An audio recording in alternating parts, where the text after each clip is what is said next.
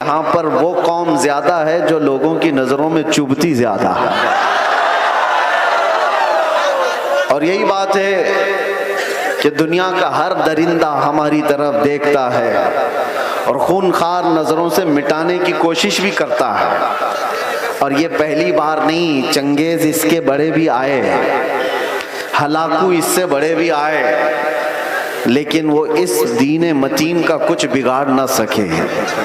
आप भी ना घबराना, ये जलसे कोई ख़त्म नहीं कर सकता और ना ये नाम हमारे कभी ख़त्म किए जा सकते हैं। कुछ बात तो है कि मिटती नहीं हस्ती हमारी, कुछ बात तो है कि मिटती नहीं हस्ती हमारी। सदियों रहा है दुश्मन दौरे ज़मा हमारा, यूनान और मिस्र रोमा सब मिट गए जहां से, बाकी मगर है अब तक नामो निशां हमारा। तौहीद की अमानत सीनों में है हमारे, आसान नहीं मिटाना नामो निशां हमारा। और फिर एक बात बातिल से डरने वाले ऐ आसमां नहीं है हम, 100 बार कर चुका है तू इम्तिहान हमारा। अजीज़ान गिराम वक़ार, इंतज़ार करते करते आखिर मेरा नंबर आ ही गया और आप तमामी हजरात को देखकर ऐसा एहसास होता है कि मैं जब इस जलसे में आ रहा था तो गाड़ी वालों से पूछ रहा था कि मुझे कौन से खेती में ले जा रहे हो। पगडंडियों से गुजरते हुए यहाँ आ रहे हैं।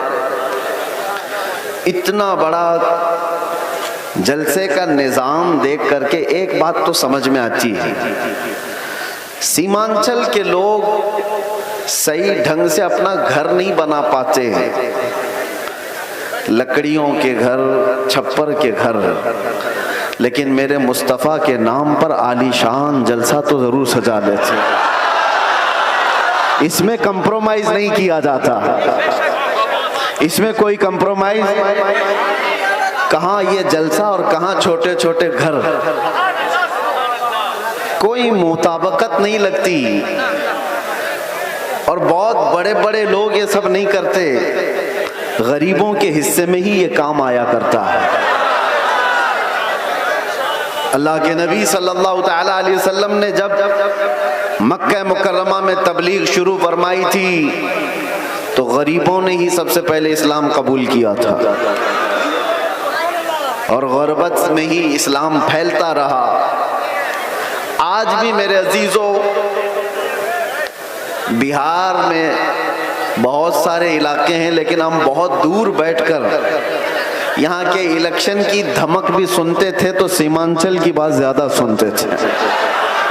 उसकी वजह क्या है?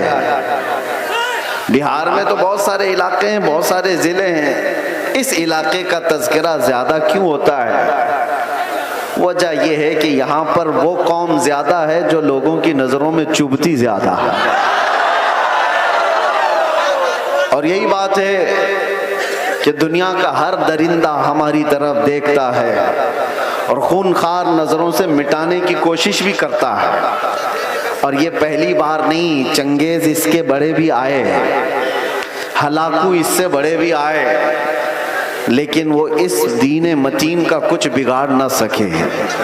आप भी ना घबराना, ये जलसे कोई ख़त्म नहीं कर सकता और ना ये नाम हमारे कभी ख़त्म किए जा सकते हैं। कुछ बात तो है कि मिटती नहीं हस्ती हमारी, कुछ बात तो है कि मिटती नहीं हस्ती हमारी। सदियों रहा है दुश्मन दौरे ज़मा हमारा, यूनान और मिस्र रोमा सब मिट गए जहां से, बाकी मगर है अब तक नामो निशां हमारा। तौहीद की अमानत सीनों में है हमारे, आसान नहीं मिटाना नामो निशां हमारा। और फिर एक बात बातिल से डरने वाले ऐ आसमां नहीं है हम, 100 बार कर चुका है तू इम्तिहान हमारा। एक बड़ी लज्जत है, बड़ा अजीब एहसास है बिहार के, बंगाल के, झारखंड के जलसों में। मैं बोलता बहुत भी हूँ, आप लोगों के इंतजामात और इंसरामात के खिलाफ भी, रात भर सजाते हैं और बहुत सारे इसके जो नेगेटिव पॉइंट है उस पर बोलता भी हूँ। लाखों का खर्चा करते हैं, बिहार में जलसे ज्यादा करते हैं, इस पर बोलता भी हूं, लेकिन दिल में एक एहसास ये भी होता है जैसी तैसी है कौम, सर्कस में पैसा बर्बाद करने से मेरे मुस्तफा के नाम पर तो लगाती है। किसी और जगह पर इनको छोड़ दिया जाए तो शायद पता नहीं मुजरे करने वालों को देखेंगे। लोग इंटरटेनमेंट की दुनिया है, यहाँ नहीं तो कहीं और महफिलें लगा देंगे। इसी बहाने कम से कम यहाँ शोराए इस्लाम आते हैं, खुतबाए इस्लाम आते हैं, और ये एक एक लफ्ज पढ़ते जाते हैं, लोगों के दिलों में रस घोलते जाते हैं।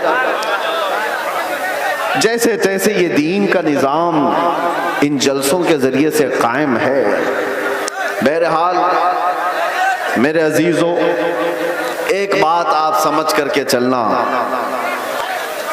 यहाँ पर बैठकर तकरीबन 1 घंटा मुझसे पेशतर हजरत मौलाना साहब ने चंदा भी किया बहुत मस्जिद के लिए। बहुत लोग समझते हैं कि मौलाना लोगों का काम ही क्या है, चंदा करना, रसीद लेके घूमते रहते हैं।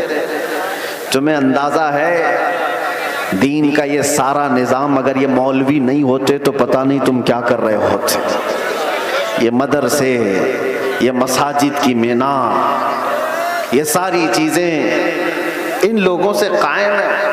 होते होंगे चंदा खोर लोग, मगर आपको पता है एक एक पाई दीन के लिए ऐलान करके जमा करना ये उलमा की शान है। क्या उनके अंदर सेल्फ रिस्पेक्ट नहीं है? क्या मांगना उनकी बचपन की आदत है?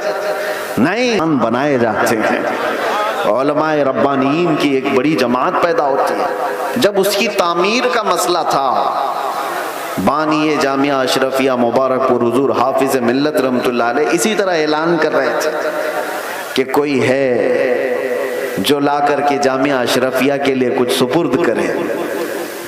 आपको मारहरा मुतहरा के सैयदजादे सैयदुल उलमा ने बिठा दिया और कहा, मौलाना आप बैठ जाइए, मैं सैयदजादा हूं लेकिन इस इदारे के लिए चंदा मैं करूंगा। आले रसूल हूं, मांगने की आदत नहीं, कभी नहीं मांगा। और उसके बाद जब सैयद मियां रहमतुल्लाह ताला अलैह ने ऐलान किया तो जाहिर सी बात है मुझे ये इलाका देख करके वो बात याद आती है। मौलाना तो 11,000 मांग रहे थे। वहां पर छोटा गांव था, छोटी बस्ती थी। जब मांगा जा रहा था चंदा तो एक बूढ़ी औरत एक मुर्गी का अंडा लेकर के आ गई थी। कहा मेरे घर में इसके अलावा कुछ है नहीं, ये चंदे में कबूल कर लीजिए। मुर्गी का अंडा, ये लोगों के जज्बात थे। और ऐसा नहीं है कि वो अंडा देख करके उसको भेज दिया गया कि इसका क्या किया जाएगा, उसको भी कबूल किया गया। और सैयद मियां रहमतुल्लाह अलैह ने फरमाया था, इस औरत ने ज़माने यूसुफ की याद दिलाती है। खरीदारों में उसका नाम आ जाए बस इसलिए हाजिर हो गई। बहरहाल इस निज़ाम पर मैंने थोड़ी सी गुफ्तगू इसलिए की कि उलमा को हकीर मत समझो। या उलमाए ज़वील एहतराम अगर दीन के नाम पर तुमसे कुछ तलब कर रहे हैं तो सारे लोगों को एक कैटेगरी में मत शुमार करो। एक जुमला मैं आपसे कहता हूं, तवज्जो से सुनना। हर दाढ़ी वाला चोर नहीं होता, लेकिन चोर दाढ़ी रख लेता है। चोर अपनी चोरी छुपाने के लिए दाढ़ी रख लेता है। हाँ, इस फार्मूले को समझ करके चले और इसको हर जगह फिट ना करें। दाढ़ी वाले को देख करके हिकारत से देखना मेरे अजीजों, हरगिज नहीं। कुछ चोर अगर इस तरह के लिबास पहन लें तो ऐसा थोड़ी ना होता है कि हम ये भी तो नहीं कह सकते कि हर चाय वाला चोर है। नहीं कह सकते, नहीं कह सकते। सबको एक कैटेगरी में कैसे शामिल कर दें? ये एक जुमला आप याद रखें, मैं किसी का नाम नहीं ले रहा हूं। और दूसरी बात, उलमाए ज़वील एहतराम के लिए खास तौर पर मैंने आयत करीमा की तिलावत की है खुतबे में, खुतबे के बाद। यंसुरकुमुल्लाहु फला गालिब लकुम, अगर अल्लाह तुम्हारी मदद करे तो कोई ताकत तुम पर गालिब नहीं आ सकती, कोई तुम पर गलबा नहीं हासिल कर सकता। ये एक जुमला कुरान पाक का इतना पावरफुल है, इतना पावरफुल है कि अल्लाह तुम्हारी मदद करे तो कोई गालिब नहीं आएगा। और अगर कोई गालिब आया हुआ है हमारे ऊपर तो इसका मतलब है कि तुम महरूम हो या हम महरूम हैं उस अजीम मदद से जिसका वादा कुरान में अल्लाह ताला ने फरमाया, वो हमारे अमाल की बुनियाद पर। मुर्शिद गिरामी हुजूर ताजुश शरिया रहमतुल्लाह ताला अलैह एक आयत की तफसीर फरमाते हुए हमसे कह रहे थे कि एक साहब आए और उन्होंने कहा कि हजरत हमारे गांव में बहुत फसादात हो गए, वायलेशन हो गया, लेकिन मुसलमानों को पकड़ पकड़ करके पुलिस ले जा रही है, 8-10 दिन हो गए, अभी तक थमी नहीं है ये गिरफ्तारियां। और वो बयान करते करते उन्होंने ये कहा कि ये सारी पकड़ धकड़ जो चल रही है इसकी सारी मुखबिरी मुसलमान ही करते हैं। कौन कहां किस घर में छुपा है और क्या क्या कर रहा था सब मुसलमान ही बताते हैं और आकर के इनको अरेस्ट किया जाता है। तब हजरत ने एक आयत पढ़ करके हमें बताया था, कुरान में अल्लाह फरमाता वलन यजअलल्लाहु लिलकाफिरीना अलल मुमिनीना सबीला। अल्लाह कुरान में फरमाता हरगिज अल्लाह ताला काफिरों को ईमान वालों पर गलबा नहीं देगा, कभी नहीं। लन का लफ्ज है नफी ताकीद के साथ, हरगिज अल्लाह तबारक व तआला काफिरों को ईमान वालों पर गलबा नहीं देगा। हजरत फरमाते मगर ये कि किसी काफिर की मदद मुसलमान ही करे तो वो काफिर मुसलमान के रास्ते से दूसरे मुसलमान पर गलबा करेगा। बात समझ में आ रही है? एक मुसलमान को जरिया बना करके ही दूसरा कोई तुम्हारे घर पर हमला करेगा। आज की हालात पर मैं जो बात कर रहा हूं सुनो मेरे अजीजों, बहुत सारे मुसलमान अपना फ्यूचर आज बना नहीं पा रहे हैं, इनको पता ही नहीं है किसके साथ जाना है और किसका साथ देना है। हालात ऐसे हैं कि किसी और मुसलमान को गिराने के लिए एक मुसलमान किसी काफिर और मुशरिक की मदद पर भी राजी हो जाता है। यही मैं बता रहा हूं कि कभी तुम्हें कोई कौम मगलूब नहीं कर सकती जब तक कि तुम्हारे अंदर के गद्दार तुम्हें मगलूब ना करें। जब तक हमारे दरमियान मौजूद जमात के मुनाफिकीन हमारे खिलाफ ना खड़े हों तब तक कोई कौम हमें डायरेक्ट नहीं गिरा सकती। अभी 1 महीने पहले की बात मैं बताऊं, और सीनियर ऑफिसर ने मुझसे कहा कि मौलाना आप डरते क्यों हैं, आपकी कौम को कोई भी हरा नहीं सकता, ये हम जानते हैं। ये मैं सुनता था पहले, लेकिन डायरेक्ट सुना आपकी कौम को कोई कुछ नहीं कर सकता, आपकी कौम ही आपकी कौम को बर्बाद करती है, बाकी कोई नहीं कर सकता। आज भी दूसरों को इस बात का यकीन है कि हमें कोई भी गलबा हासिल करके गिरा नहीं पाता जब तक कि हमारा अंदर का मुनाफिक उसका साथ नहीं देता। ये गद्दारों की जमात, ये मुनाफिकीन की जमात, मैं जानता हूं सैफी साहब यहाँ मौजूद है, मैं आपसे कह रहा हूं कि उस वक्त कैफियत क्या होती होगी। ये स्टेज पे मौजूद सारे उलमा, हमारी बिरादरी, उलमा बिरादरी, हम गिरफ्तार होकर के 200 लोगों के दरमियान हैं, पहरेदारी में कोई कसर नहीं छोड़ी जा रही है, कोई कसर नहीं छोड़ी जा रही है। सारे इर्द गिर्द हमारे अतराफ कुर्सियां लगाकर बैठे और सवालात पे सवालात, सवालात पे सवालात। और उस वक्त इन्वेस्टिगेशन करने वालों को कुछ लोगों के मैसेजेस आते हैं और कहते हैं ये मौलाना से ये भी पूछो, ये भी पूछो। क्लिपें हमारी काट काट करके भेजी जा रही है तकरीरों की कि इन्होंने यहाँ पर ये कहा, इन्होंने यहाँ पर ये कहा।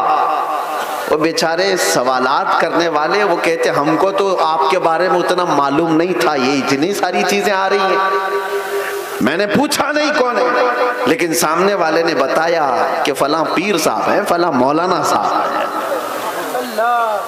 मैं जानता हूं मेरे अजीजों, मैंने इससे कबल बड़े जज्बात में कहा था, वो भी जानते होंगे जिन्होंने ये सब काम किए हैं, हमारे दिल पर क्या गुजर रही थी उस वक्त। हमने सब अल्लाह उसके रसूल पर छोड़ दिया। लेकिन एक बात याद रखना, गद्दारों की जमात से कहता हूं, कल क़यामत होनी है और बारगाह मुस्तफा में हमें भी खड़ा होना है और तुम्हें भी खड़ा होना है। देखा जाएगा कि तुम किसके साथ खड़े होते और हम किसके साथ खड़े होते। देखा जाएगा। तुमने किसी एक आलिम को सिर्फ और सिर्फ नामूस रिसालत की बुनियाद पर सजा को तवील करने के लिए, साथ देने के लिए जासूसियों का माहौल बनाया था। कयामत तो होनी है, मौत तो आनी है, कब्र में भी जाना है। ये मत समझ लेना कि सब कुछ यहां पर है। चंद पैसों के लिए जो लोग अपना दीन बेचते थे, कुरान ने उनकी वईद में क्या क्या बयान फरमाया। ये वो लोग हैं जो यहूदी उलमा थे, यही तो किया करते थे। मालदारों को खुश रखने के लिए वो दीन का निजाम बदल दिया करते थे। अब देखना, जैसे जैसे ये सख्ता पावर में आज लोग हैं, हुकूमत में जो लोग हैं, मजबूत से मजबूत होते जाएंगे तो तूफान आएगा बहुत सारों के अंदर। कितने तो इधर से उधर निकलने लग जाएंगे कि भाई जिसकी लाठी उसकी भैंस, हमें भी उनकी बोली बोलनी पड़ेगी, हम भी उनके शाना बशाना रहेंगे तो कुछ हमारे भी काम हो जाएंगे। देखना और चंद दिनों के बाद, वो चाहे उलमा दिखने वाली जमात में से लोग हों या नेता बनने वाले लोग हों, ये सब वो चाटुगिरी करने वाले लोग इन तूफानों में अब किसके किसके साथ जाने लगेंगे और कौम की दलाली करने लगेंगे। देखना आप चंद दिनों के बाद। और ऐ कौम के गयूर नौजवानों, मोहब्बत मुस्तफा पर और नामूसे मुस्तफा पर तुमने जज्बात में आकर के जो नारे लगाए, इनका पास और लिहाज रखना। चाहे पूरी जमात के बड़े बड़े लोग किसी ऐसी जमात के साथ चले जाएं जो मेरे मुस्तफा के दुश्मन हैं, उन्हें मत देखो, उनकी दौलत ना देखो, उनकी सियासत ना देखो, उनके ऊंचे मर्तबे ना देखो। मैं गरीब ही सही, मेरे दामन में मेरे मुस्तफा की मोहब्बत काफी है। इस पर कायम रहना। तुम्हारे घर छप्पर के हैं, तुम्हारे इलाके बाढ़ से डूब जाते हैं, बहुत सारे मामलात हैं, इस पर राजी रहना, लेकिन ईमान का सौदा कभी ना करना, नामूस है मुस्तफा का सौदा कभी होने नहीं देना। ऐसों की जमात से अपने आप को बचाए रखो जो दीन का सौदा करते हैं। मेरे अजीजों, एक बात मैं कह रहा था, मौलाना अभी जो चंदा कर रहे थे एक मस्जिदी के लिए, लोग मजाक उड़ाते हैं हमारा, सुन्नियों के जलसे देखो चंदे कर रहे होते हैं। अरे भाई करेंगे ही ना, हमारे पास सऊदी रियाल थोड़ी ना आते, हम तो गरीबों से ही बना रहे हैं जो कुछ भी बना रहे हैं। हमारे पास कौन सी हुकूमत है, ना सऊदी है, ना कतर है, ना कुवैत है, कुछ नहीं है। हो सकता है तुम्हारे पास डॉलर भी आते हो, रियाल भी आते हो, पाउंड भी आते हो, तुम्हारे आकाओं से सब आता होगा। ये गरीबों की बस्ती में जो आता है इनकी मेहनत मजदूरी की कमाई से ही आता है। और इसीलिए रियालों पर पलने वालों से डर कौम को, दुनिया को नहीं है, इन गरीबों की बस्तियों से लोगों को डर है कि इनकलाब पैसे के लालचियों से नहीं आता, ये ईमान पर जिंदा रहने वाली गरीब कौम से इनकलाब आता है।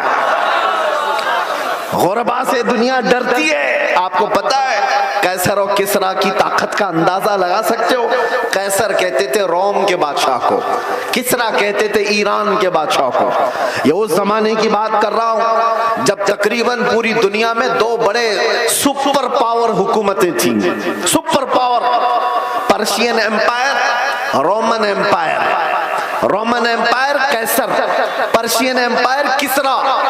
ये मेरे मुस्तफा करीम सल्लल्लाहु ताला अलैहि वसल्लम के जमाने की बात कर रहा हूं। और जब हुजूर पाक के जमाने से थोड़ा सा जमाना आ गया, सिद्दीक अकबर का, फारूक आजम का, मदीने से ये सहाबा की जमातें निकली थी और ये बात कर रहे थे कैसर और किसरा से मुकाबले की। सोचो सीमांचल के गरीब लोग, बस्तियों में रहने वाले जिनके यहाँ पक्की सड़क भी ना हो, और वो गांव के रहने वाले अगर ये कहे हम अमेरिका से लड़ने वाले हैं, रशिया से लड़ने वाले हैं, तो दुनिया मजाक ही तो करेगी। दुनिया क्या कहेगी? अरे तुम्हारे छप्पर के घर हैं और तुम बात कर रहे हो सुपर पावर से लड़ने की। बिला तशबीह बिला तमसील सहाबाए किराम जिस वक्त ये बात कर रहे थे कि कैसर और किसरा को भी हम फतह कर लेंगे, रोम और ईरान को भी फतह कर लेंगे, मक्का वाले ठट्टा मार करके हंसते थे। जिनके पाँव में चप्पल नहीं, जिनके कपड़ों पे पैबंद लगे रहते हैं, जो 10 लोग एक खजूर पर पूरा दिन गुजारते हैं, ये वो मोहम्मद अरबी के गुलाम हैं। रोम और ईरान फतह करने की बात कर रहे हैं, मजाक उड़ाया जाता था। लेकिन तारीख की सच्चाइयां बताती हैं वो मजाक करने वाले देखते रह गए। सहाबा की जमाअत, वो फाका कशी पर रहने वाले, एक पैबंद लगा जुब्बा पहनने वाले, बगैर चप्पल के कई लंबे मील तक सफर करने वाले सहाबा जब निकले थे तो कैसर और किसरा को घुटने टेकने पर मजबूर कर दिया था। उमर फारूक रज़ी अल्लाह ताला अन्हु के जमाने में वो वक्त आया था कि जब किसरा की हुकूमत भी तहबाला हो गई, कैसर की तमाम सल्तनत की रानाइयां खत्म हो गई और फिर परचम इस्लाम लहराया था। तो आज तक ईरान पर जो इस्लामी हुकूमत का गलगला है आज तक मौजूद है। मैं आपसे कहता हूं कि दुनिया ने हमेशा ये देखा है मोहम्मद अरबी सल्लल्लाहु ताला अलैहि वसल्लम के गुलामों में इनको कमजोर देखा गया है, इनको गरीब देखा गया है, फटे पुराने कपड़ों में देखा गया है, उलझे बालों में देखा गया है। लेकिन जब इस कौम को जलाल आता है तो बड़ी बड़ी हुकूमतों के तख्ते पलट जाते हैं। इसी को इकबाल ने कहा था, निकल करके सहरा से जिसने उलट दिया था तख्ते रोमा को, सुना है कुदसियों से मैंने कि वो शेर फिर होशियार होगा। सुना है कुदसियों से मैंने कि वो शेर फिर होशियार होगा। ऐ सुन्नियों, घबराने की जरूरत नहीं, मायूस होने की जरूरत नहीं, अपने आमाल बदलने की जरूरत है, अपने अखलाक बदलने की जरूरत है, ईमान की मजबूती लाने की जरूरत है। हमारे पास बचा क्या है? अभी जो चीज बची है वो मोहब्बत मुस्तफा नबी करीम सल्लल्लाहु ताला अलैहि वसल्लम पर मर मिटने वाली जो कैफियत है, ये दुनिया की सबसे अजीम दौलत अल्लाह ने तुम्हें अता की, इसको बचाए रखो। ये भी अगर खत्म हो गई तो चलती फिरती लाशें हैं और कुछ भी नहीं बचा। हाँ, आपका एक सवाल है, जैसे हमसे भी कहते चलो, बहुत बोलते थे, गिरफ्तार होकर के गए, जेलों के पीछे पड़े रहे, कोई पुरसाने हाल नहीं, धक्के खाते रहे, कैसी कैसी जगहों पर बैठते रहे, क्या ये इज्जत की बात है? मेरे अजीजों, ये गिरफ्तारियां ये हमारे आबा व अजदाद की सुन्नत है। हाँ, जेल कैद ये सारी चीजें नई बात नहीं है। तारीख उठा करके देख लो तो बड़े बड़े बुजुर्गान दीन इस मंजिल से गुजरते चले गए हैं और सब ये तो छोटी मंजिल है, इससे बड़ी मंजिल फांसी की आती है।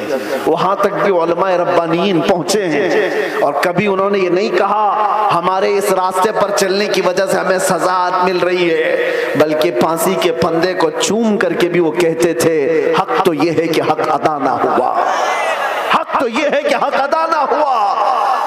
हमारे असलाफ़े किराम में आपको पता है इमाम अहमद बिन हम्बल को 300 कोड़े मारे गए थे हक बात के लिए। और आपको पता है हजरत इमाम मूसा काजिम इमाम जाफर सादिक के बेटे हैं, अहले बैत के बड़े इमाम हैं। 7 साल तक एक खलीफा ने आपको ऐसी जेल में रखा कि आपने सूरज नहीं देखा था। 7 साल फिर जहर दे करके कैद खाने में ही मार दिया गया। इमाम मोहम्मद बिन हसन अस्करी 20 साल तक जेल की जिंदगी गुजारे। हजरत अहमद फारूकी सरहिंदी मुजद्दिद अल्फसानी 8 साल तक ग्वालियर की जेल में बंद रहे। अल्लामा किफायत अली काफी, इनायत अहमद काकोरवी, फजले हक खैराबादी, ये वो उलमाए रब्बानीन हैं जो अपने हक बयानी की बुनियाद पर जेल की सजाएं काटते रहे। लेकिन ये बात इसलिए मैं कह रहा हूं, जेल की सजाएं काटने के बाद न दीन पर कुछ फर्क आया न ईमान पर कुछ फर्क आया, इसलिए कि हमारा मानना यह है इस्लाम जिंदा होता है हर करबला के बाद। इस्लाम जिंदा होता है हर करबला के बाद। कुर्बान कुर्बानियां अगर देने का वक्त आए तो कुर्बानियां दोगे या नहीं दोगे? हुजूर पाक सल्लल्लाहु ताला अलैहि वसल्लम के नाम पर आजमाइशें आएंगी तो उन आजमाइशों के लिए तैयार रहोगे कि नहीं रहोगे? बस मैं ये नहीं कहता कि कुछ करने के लिए, जाने के लिए, उठने के लिए, बस बात इतनी है कि संभाले रखो अपने ईमान को और उलमाए रब्बानीन अपना काम करते रहे, हक बोलना ना छोड़ें, किसी जालिम के दबाव में आकर कभी भी वो अपनी जुबान को गूंगी ना करें, बल्कि वो हक बयान करते रहें। परेशानियां आएंगी, मसाइब आएंगे, ये तुम्हारे मरातिब को और बढ़ाते चले जाएंगे। किसी सेठ की चापलूसी में हक बयानी से आप दूर ना भागें, इसलिए कि सेठ न तुम्हें रिस्क देता है न तुम्हें हयात देता है। अल्लाह रब्बुल इज्जत रज़्ज़ाक़ हकीकी है, वही हयात व ममात का मालिक है। उलमाए रब्बानीन को भी ये चाहिए कि हालात ज़माना को देखें जरूर, लेकिन हक बात से आप अपनी जुबान को न रोकें, इसको चलते रहने दें। अल्लाह की गैब से मदद होगी और कौम के अंदर ईमान जिंदा रहेगा, कौम के अंदर बेदारी बाकी रहेगी। और अगर ये चुप हो गए तो कौम का एक बड़ा हिस्सा बुज़दिल बन जाएगा, कौम का एक बड़ा हिस्सा बुज़दिली का शिकार हो जाएगा। चंद उलमाए रब्बानीन ही सही, इन्हें चाहिए कि वो अपनी कुर्बानियों के लिए तैयार रहे। हमने रोटियां बहुत खाई हैं हुजूर के नाम पर, जलसे बहुत कर लिए हैं। लोग उलमा को आज जो नवाजते हैं, चाहे वो एक नजराने का छोटा सा लिफाफा ही क्यों ना हो, ये ना समझें कि आपकी टोपी दाढ़ी की वजह से, बल्कि मुस्तफा करीम की निस्बत की वजह से सारी कौम आपको नाइबे रसूल समझती है। हुजूर के नाम पर हमें मिल रहा है, खा रहे हैं। आप नीचे बैठे, हम ऊपर बैठे हैं, ये ऊपर बैठना भी मेरे हुजूर की निस्बत की वजह से। ये मिंबर उलमा को जो दिया जाता है इसलिए कि नबी पाक के नायब है, और जब हुजूर पाक की बात आए तो आए काए ना किया करें। उलमा को चाहिए कि वो अपना हक अदा करें, अपना हक अदा करें। और हमने देखा है चंद वो लोग मसलहत और हिकमत की बात करते हुए हमें डराते हैं। मेरे अजीजों, मसलहत अपनी जगह पर, हिकमत अपनी जगह पर। क्या इमाम हुसैन को मसलहत नहीं मालूम थी? करबला में जाने के वक्त उनको हिकमतें नहीं मालूम थी जो 72 लोग अपने खानदान के लेकर शहीद हो गए? दीन पर कभी ऐसे मामलात आए तो मेरे अजीजों, उलमा का सबसे पहला ये नंबर है कि कौम आप एक कदम बढ़ाते हैं तो ये 100 कदम आगे बढ़ने को तैयार है।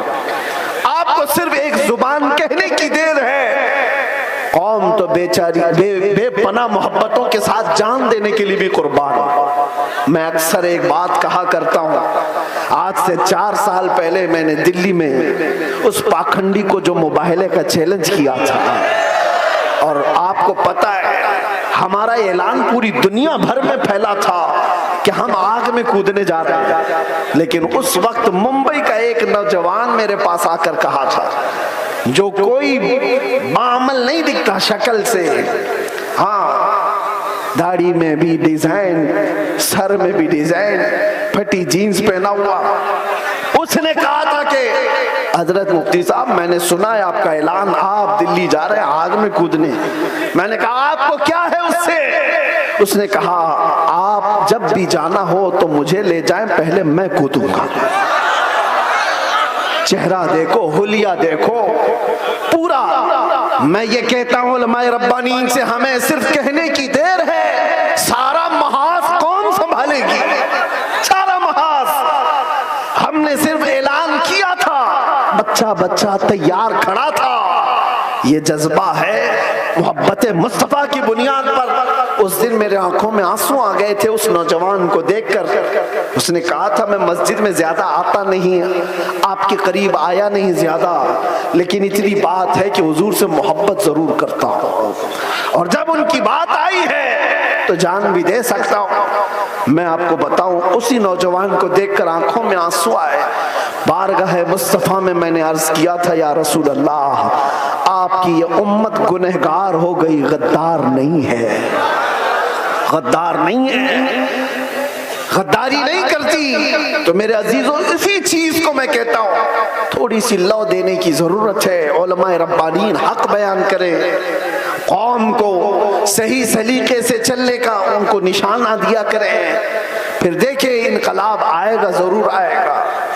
हमें आज ये पता ही नहीं है किसके साथ जाना है, किसके साथ बैठना है, किसके साथ उठना है। जो देखा उसकी तरफ चल पड़े, ऐसा नहीं होता। उम्मत मुस्तफा तुम खैर उम्मत हो, हर कोई तुम्हारा आइडियल नहीं बन सकता, हर कोई तुम्हारा रोल मॉडल नहीं बन सकता। तुम्हारा रोल मॉडल खालिद बिन वलीद हो सकता है, तुम्हारा आइडियल सलाहुद्दीन अय्यूबी हो सकता है। अरे गैरे नत्थू खेरे को देखोगे तो बुज़दिली तो आएगी। फिल्मों में नाचने वाले तुम्हारे आइडियल बनेंगे, तुम उनके फैन हो, उनकी तरह कपड़े पहनने की कोशिश करोगे, उनकी तरह लाइफस्टाइल बनाने की कोशिश करोगे। याद रखो वो जहन्नम में जाएंगे तो साथ तुम्हें भी लेकर जाएंगे। हाँ, लाइफस्टाइल बनाना है तो मेरे मुस्तफा के गुलामों की लाइफस्टाइल बनाओ।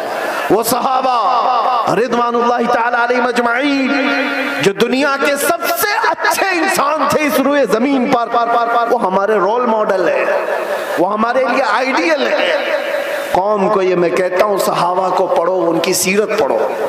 रोजाना इंटरनेट का जमाना है, सर्च करो मेरे नबी पाक सल्लल्लाहु ताला अलैहि वसल्लम के सहाबा की सीरत। आज से ये पाबंदी कर लो कि कम से कम 100 सहाबा की सीरत, उनकी तारीख में पढ़ के रहूंगा।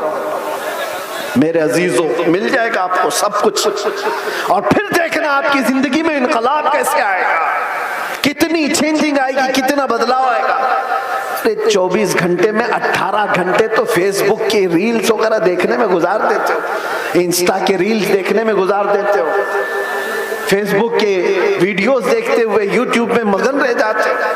काश उसका आधा वक्त तुम रसूलुल्लाह के दीवानों को पढ़ने में लगाओ, फिर किसी और चीज की तुम्हें जरूरत ही नहीं है। मेरे अजीजों, इतने बड़े जलसों की भी तुम्हें हाजत नहीं पेश आएगी। तुम अपनी जिंदगी को मेरे नबी पाक के गुलामों को पढ़ करके खुद समझ जाओगे, क्योंकि मेरे आका ने फरमाया अस्हाबी कन्नुजूम बिअय्यिहिम इक्तदैतुम इहतदैतुम। मेरे सहाबा सितारों की मानिंद हैं, तुम जिसकी भी पैरवी करोगे हिदायत पा जाओगे, जिसके पीछे भी चलोगे तुम हिदायत पा जाओगे।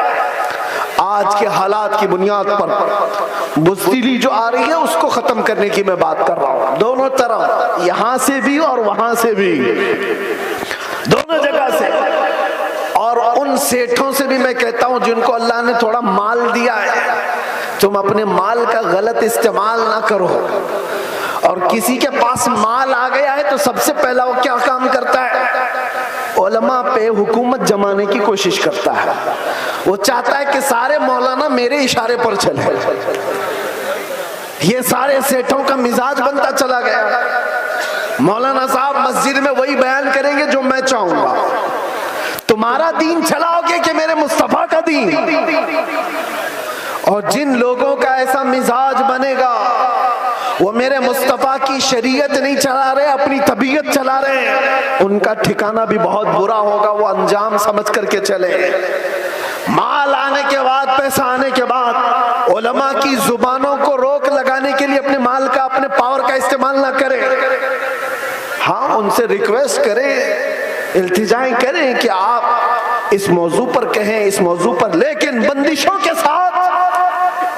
अरे कितने तो ऐसे हैं, हमारे पास एक मामला ऐसा अभी दूर दराज के इलाके का आया। एक इमाम साहब को हक बयानी करने पर उनके कपड़े फाड़ दिए, उनको मारा गया, मिंबर से उतारा गया। किस वजह से? कि उनकी तबीयत की बात नहीं कर रहे थे मौलाना, शरीयत मुस्तफा की बात कर रहे थे। तुम सूद खाते रहोगे और उलमा नहीं बयान करेंगे, शराब पीते रहोगे उलमा नहीं बयान करेंगे, चोरी करते रहोगे उलमा नहीं बयान करेंगे।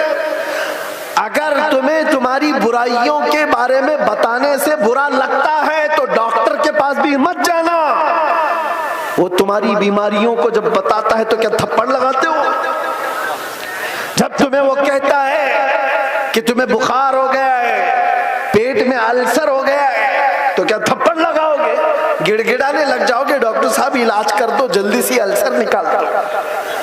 यही काम जब उलमा तुम्हारे साथ करे, रूहानी बीमारियां तुम्हें लगी हैं तो तुम्हारे दिल में रिक्कत तारी हो जाना चाहिए और सोचना चाहिए, आओ उनके पास, कहो कि हमें इन बीमारियों से आजाद करा दो, इन गुनाहों से, इन बीमारियों से, इन बलाओं से हमें आजाद कराओ। लेकिन उल्टा है, पैसों का जोर ऐसा कि उलमा की दाढ़ियां खींच ली, उनके जुब्बे खींच लिए, उनकी इज्जतों पर उंगलियां उठाने लग गए। ये मिजाज बदलो मेरे अजीजों। और आज जलसों के सिलसिले में एक और बात मैं कह के जा रहा हूं, इंतजामिया जितने जलसे करते हैं, बाहर से आने वाले शायर, बाहर से आने वाले मुखर्रिर, ये सारे अपनी जगह पर, तुम अपनी मस्जिद के इमाम को अगर खुश नहीं रख सकते तो इन जलसों को क्या हासिल है? इन जलसों का क्या हासिल है? लाखों रुपए जमा करते हो और ये सब पे खर्चा करते हो, मस्जिद का इमाम 5000 के लिए तरस जाता है। मोहल्ले के इमाम को समझते हो कि ये तो घर की मुर्गी है, दाल बराबर, इसको तो चलाया जा सकता है। वो तुम्हारे साथ साल के पूरे दिन रह रहा है, हम तो आधा घंटा 1 घंटा आकर के जा रहे हैं। जो साल भर तुम्हारे साथ खिदमतें कर रहा है, उसका दिल ज्यादा खुश रखो। अगर वो मुतहर्रिक नहीं होता तो तुम्हारे पास दीन का मिजाज आता कहां से? तुम्हारे बच्चे कुरान पढ़ते कैसे? अगर वो मेहनत ना करे तो अलिफ से बा तक ना आए बच्चों को, तो फिर सबसे पहला हक है उसका ये मिजाज भी बिहार हो कि कहीं पर भी हो। मैं ये देना चाहता हूं, हम नजराने के लिए नहीं आते, एक बात याद रखें कान खोल करके। बहुत सारे लोगों ने बना रखा होगा, मैं आज ऐलानन ये कहता हूं, हमारे नाम पर कोई दलाली ना करे, हमारा कोई एजेंट नहीं है जलसों के लिए। हम तारीख के लिए बहुत सारे लोग फोन करते हैं और कितनी हमारे पास ऐसी खबरें आई कि फला ने तारीख दिलाने के नाम पर 50,000 ले लिए, 1 लाख ले लिए। कौम से मैं कहता हूं किसी को 1 रुपया भी देने की जरूरत नहीं। अल्लाह रब्बुल इज्जत ने हमें जितना अता किया वो बहुत है, बहुत है। मैंने जलसों को कभी भी जरिए माश नहीं बनाया है, अल्लाह शाहिद है, अल्लाह शाहिद है। किसी भी जगह हमने कभी कोई डिमांड नहीं किया। हाँ, खुशियों के साथ, मोहब्बतों के साथ लोगों ने जो दिया रख लिया, अलग बात है। कभी किसी से तकाजा किया हो तो मेरे सामने खड़ा होकर के बता दे, कभी नहीं। ये बात इसलिए कर रहा हूं कि अल्लाह तबारक व तआला ने जो अता किया वो बहुत है। हम अपने पैसे से सफर का खर्चा भी निकाल सकते हैं और आकर के बगैर किसी चीज के जा भी सकते हैं, हमें किसी चीज की हाजत नहीं। लेकिन आपसे मैं कहता हूं, मकामी उलमा को पहले खुश रखो, अगर वो खुश रहे तो दीन का मिजाज बना रहेगा। और अगर उनको इस हालत में रखे हो कि उनको देखो तो लगे कि यतीम है, बेसहारा है, लावारिस है, किसने इनकी हालत बना रखी है? ये जेबों पर लोगों की नजर क्यों डालने लग गए? तुमने खुश नहीं रखा। तनख्वाहों में कटौती ऐसी करते चले गए कि उनको एक एक पाई के लिए तरसाते रह गए। मैं जानता हूं कई इमाम ऐसे हैं जो मस्जिद के दिए हुए छोटे से घर में अपनी पूरी जिंदगी गुजार कर चले गए, मदरसे में मुख्तसर सी तनख्वाह पर 40 साल पढ़ाते रह गए। ये सारे खिदमात उनकी अपनी जगह पर। हाँ, कुछ लोग अगर बिगड़े हुए हों तो उलमाए सू हो सकते हैं, मैं उनकी वकालत नहीं कर रहा हूं। कौम का मिजाज बदलने की बात कर रहा हूं। कौम का मिजाज, हमें बुलाने की कोई आदत नहीं, हम अपनी जगह पर बैठे, जहां से तकरीर करेंगे फैल जाएगी, आ जाएगी आप तक। मुंबई में खड़े होकर के जुमा में खिताब करते हैं तो पूरी दुनिया में फैलती है, आ जाती है। हम सिर्फ और सिर्फ बड़े इसरार की वजह से आ जाते हैं। हम ये नहीं चाहते कि आपका माल जाया हो, बर्बाद हो। आप ये सारे माल का जो सही इस्तेमाल है वो अहले सुन्नत व जमात की मजबूती के लिए ही पर लगा। ये क्या मिजाज है बना रखा है? बहुत सारी फॉर्मेलिटीज हम देख रहे हैं, नात खानी भी नोट खानी की तरह, जिसको देखो उसको पैसों की तलब में अगर नात पड़ी जाती है तो वो नात नहीं रहती है, वो नात नहीं, उससे इश्क़ मुस्तफ़ा नहीं आता। इश्क़ मुस्तफ़ा तो वो है आज से तकरीबन 70 साल पहले मैंने एक मैगजीन आता था माहनामा अल मीज़ान और इस्तिकामत माहनामा इस्तिकामत, उसमें एक चीज लिखी हुई थी। बड़े उलमा बैठे हुए थे, एक शायर नाते मुस्तफा पढ़ रहा था और उसके शेर का मफहूम ऐसा कुछ था, एक तरफ काबा है, एक तरफ गुंबद खजरा, दरमियान में मैं हूं, इधर जाऊं कि इधर जाऊं। 18 मरतबा उसने एक ही मिसरा पढ़ा, 18 मरतबा।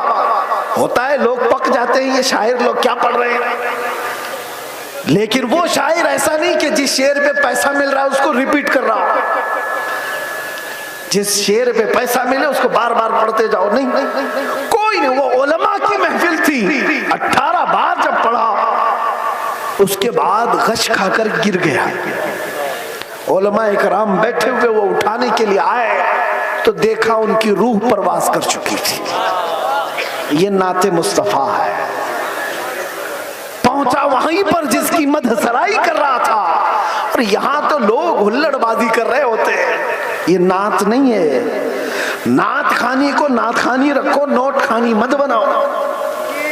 तुम्हारे पैसे संभाल रखो, देने का इतना शौक है तो बाद में क्यों अलग से ले जा करके नहीं देते। ये उछालना क्या है, ये मुजरा करना क्या है, ये तमाम चीजें क्या है। लोगों को देखा गया है, उनके पास गड्डियां हैं, वो एक साथ देना नहीं चाहते, चुट्टे चुट्टे निकाल निकाल कर, ताकि पूरी दुनिया उनके माल के नजारे देखे। वो अपनी तमाम चीजों की नुमाइश चाहते हैं। मेरे अजीजों, इस मिंबर रसूल को इन तमाम चीजों का खेल ना बनाओ। ये पाक मिंबर है। बुजुर्गाने दीन ने जैसा इस मिंबर को रखा था वैसे ही रखा जाए। मेरे एक उस्ताद फरमाया करते थे, जलसे के 3 रुकन होते हैं, याद रख लीजिए। 3 रुकन हैं, एक इंतजामिया, एक स्टेज के मुकर्रिर, ये 2 गए, तीसरे ऑडियंस, सुनने वाले लोग। तीनों के अंदर अगर इखलास हो तो उस जलसे की धमक पूरी दुनिया में पड़ जाएगी। इखलास हो तो उसके अंदर ताकत और पावर बढ़ जाएगा उस जलसे के अंदर। इखलास कैसे? जलसा कराने वालों का भी इखलास हो कि हम अल्लाह उसके रसूल की रजा के लिए कर रहे हैं, कंपटीशन के लिए नहीं, पैसा जमा करके खाने के लिए नहीं। जलसा किया तो बाकी का पैसा हजम कर लिया, इसके लिए नहीं, इखलास हो। दूसरा रुकन ये मुकर्रिरीन का है, वो पैसा लेने के लिए ना आए हो, वो अल्लाह और उसके रसूल की बात कौम तक सुनाने के लिए आए, उनके दिल में इखलास हो। तीसरा, सुनने वाले भी सर्कस देखने ना आए हो, एंटरटेनमेंट करने ना आए हो, वो अपना घर बार छोड़ करके अल्लाह उसके रसूल के लिए आए हो। जब ये तीनों अरकान में इखलास होता है तो वो जलसा पावरफुल हो जाता है, रूहानियत से भर जाता है। फिर वहां से कहा हुआ हर जुमला ताकतवर होता है, वरना हजारों जलसे क्यों नहीं फायदा देते, क्यों नहीं देते? कहीं तो कोई मिस्टेक है, कहीं गड़बड़ है, इनकी इस्लाह की जरूरत है। कंपटीशन में जलसे ना करो। तारीख लेने वाले लोगों की कतार है, यहाँ भी बहुत लोग आए होंगे, पहले मिले भी और अब मिलने वाले भी होंगे, उनसे भी मैं कहता हूँ, एक इलाके में अगर कहीं हो गया तो सारे साथ मिलकर क्यों नहीं साथ देते? नहीं हजरत, हमारा गांव अलग है, हमारा गांव अलग, उसी गांव में तारीख दो। नहीं हजरत, हमारी कमेटी अलग है, कमेटी भी अलग करना चाहती, गांव भी अलग करना चाहता है। किस लिए? मेरे अजीजों, इखलास पैदा करो। ये दीनी काम दिखावे के लिए नहीं होते, ये दीनी काम इखलास के लिए, अल्लाह के रसूल की इस शरीयत ताहिरा की हिफाजत के लिए। बहरहाल मैंने जो कुछ भी कहा आप लोगों के मिजाज से हट करके कहा, हो सकता है कड़वी लग जाए बात, लेकिन बीमारियों की दवा कड़वी होती है। बुखार की गोली कड़वी होती है, निगल जाओ तो फायदा है, उगल जाओ तो बुखार बढ़ता जाएगा। इसलिए उलमाए रब्बानीन, जलसे के मुंतजिमीन और अवामुन्नास सब के लिए लिए मैंने ये बात कही है, अल्लाह ताला सबसे पहले इन सब बातों पर मुझे अमल की तौफीक अता फरमाए और सारी कौम को अमल की तौफीक अता फरमाए। मेरे अजीजों, अखीर में आओ मैं अपनी गुफ्तगू समेटते हुए ये बात कहूंगा, अब इस दुनिया में हमारी बची हुई जिंदगी में कुछ भी नहीं रहने वाला, सब चीजें छिन जाएंगी, एक चीज बाकी रहेगी, वो कब्र तक भी रहेगी और हश्र में भी रहेगी। वो चीज है जिसको मैंने कहा जान है इश्क मुस्तफा, रोज फजू करे खुदा, जिसको हो दर्द का मजा नाजे दवा उठाए क्यों। नौजवानों, इस बात पर अपनी जिंदगी गुजारो, तुम्हारी अपने शौक नहीं चलेंगे, तुम्हारी अपनी ख्वाहिशात नहीं चलेंगी, तुम अपनी मर्जी से यहाँ पर नहीं जियोगे, इसलिए कि जिंदगी तुम्हारी अपनी नहीं है। जिंदगी ये नहीं किसी की किसी के लिए, जिंदगी है नबी की नबी के लिए। ना समझ मरते हैं जिंदगी के लिए, जीना मरना है सब कुछ नबी के लिए। लब्बैक या रसूल अल्लाह, लब्बैक या रसूल अल्लाह, लब्बैक या रसूल अल्लाह। व आखिरु दावाना अनिल हम्दुलिल्लाह।